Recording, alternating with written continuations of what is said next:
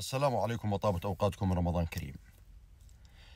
أريد أن أوجه هذه الرسالة إلى فخامة الرئيس ترامب، وأقول لك يا سيدي الرئيس على أنني أتحدث من نفس الصف الذي أنت فيه. أنا أعتبر من الناس الذين انتخبوك في 2016 وفي 2024، لأني رأيت أنه بإمكانك أن تقدم أشياء لا يقدم عليها أحد، وقد وعدت أنك ستوقف العدوان في غزة على الشعب الفلسطيني وعلى أطفال غزة، وفعلت. وأدنت في يوليو الماضي أو قبل ذلك في الصيف أنه ما يحدث في غزة عليه أن يتوقف، وصدقت. وطمنت الشعب الأمريكي كله على أبنائه وأطفاله ومستقبلهم بخصوص الثقافة الراديكالية الأخلاقية التي قادها بعض الراديكاليون في الحزب الديمقراطي، ووفيت بوعدك. شكرا جزيلا لك. أريد أن أسأل فخامتك هذا السؤال لنا جميعا: ما الذي جعل أمريكا بهذا البهاء وبهذا الحضور؟ هذه الأمريكا الدولة العملاقة العالمية، أقوى دولة في العالم، تمام، وأقوى قوة في التاريخ. سيد الرئيس، اسمح لي أقول لك على أن أمريكا لم تصنع السينما ولا الموسيقى ولا البرجر ولا البيتزا هات ولا كل المسميات، أو ماكدونالدز أو بيبسي أو سوبرمان الأفلام أو الكرتون، أبدا. الذي صنع أمريكا وجعلها أمة مهابة في العالم هو دستورها العظيم، ثلاث نقاط في الدستور العظيم: فري سبيتش، فري ريليجن، فري بريس، حرية المعتقد، الدين، وحرية الصحافة، وحرية الكلام.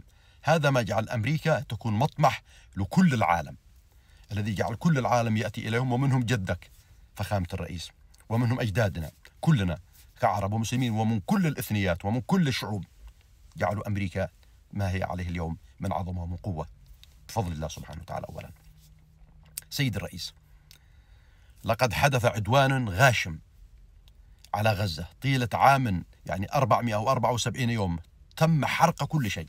وبهذه المناسبة، أمس الأربعاء 12 من مارس 2025 في لقائك مع دولة رئيس الوزراء الإيرلندي هذا الرجل الشجاع، قلت كلاما عظيما يا فخامة الرئيس، وقلت على أنه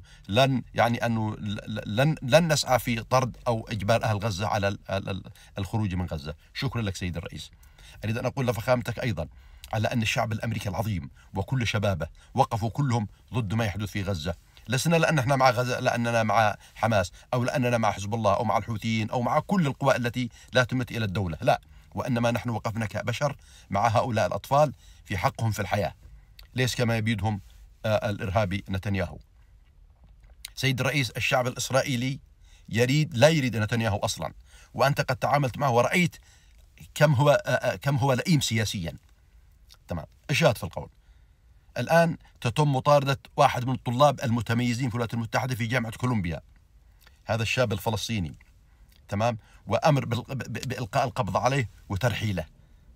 هل ذلك يعني يا فخامة الرئيس على أن أي إنسان لا يتفق مع رأيك سيتم طرده من البلاد؟ لا تجعل العالم ينظر إليك على أنك جوزيف مكارثي الجديد. فخامة الرئيس، لا تجعل العالم والتاريخ يذكرك على أنك جان هوفر الجديد، تمام. أمريكا تجاوزت مرحلة المكارثية حينما كان الإنسان يطارد لمعتقده ولثقافته ولرؤيته. هذه أمريكا التي جعلت مننا شجعان.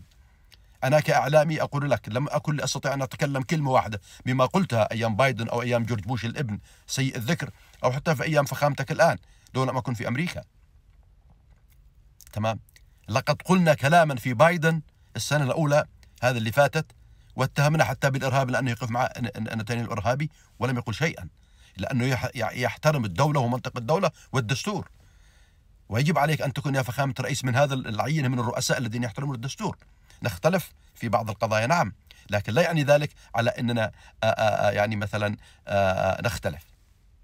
ما أريد أن أقول على أن العرب أولا هم ساميون، هم أصل السامية في العالم، تمام، واليهود هم أبناء عم العرب، وبالتالي نحن كلنا ساميون. لا تجد عربي أمريكي يكره اليهودي لأنه يهودي، أبدا. نحن نكره الفعل ولا نكره الصفة ولا نكره الدين يا فخامة الرئيس.